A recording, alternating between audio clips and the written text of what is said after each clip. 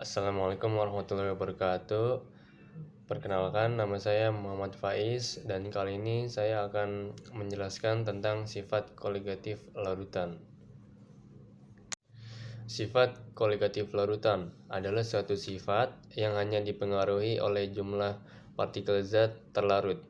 Jadi, semakin banyak zat terlarut, maka semakin besar juga sifat koligatifnya. Sifat koligatif larutan terdiri dari dua jenis, yaitu sifat koligatif larutan elektrolit dan non-elektrolit.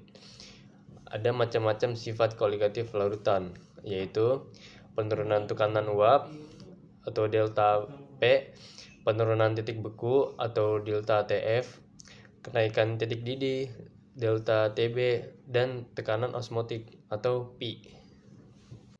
Yang pertama ada kenaikan titik didih atau delta TB. Kenaikan titik didih merupakan suhu yang terbentuk ketika besar tekanan uap sebuah zat cair sama dengan besar tekanan eksternal yang dialami oleh cairan tersebut. Atau mudahnya, titik didih ini juga dapat disebut sebagai kondisi ketika sebuah zat pelarut atau sebuah larutan berada pada kondisi mendidih yang menyebabkan terjadinya penguapan pada seluruh bagian zat pelarut atau larutan tersebut. Penerapannya dalam kehidupan sehari-hari adalah ketika memasak air. Tentu air akan mengalami proses pendidikan ketika mencapai titik didihnya. Rumus kenaikan titik didih atau delta TB yaitu yang pertama ada elektrolit, delta TB sama dengan KB dikali M. Lalu ada yang non elektrolit, yaitu delta TB sama dengan KB dikali M dikali I. I besar sama dengan 1 ditambah N dikurang 1 dikali A. Di sini ada keterangannya.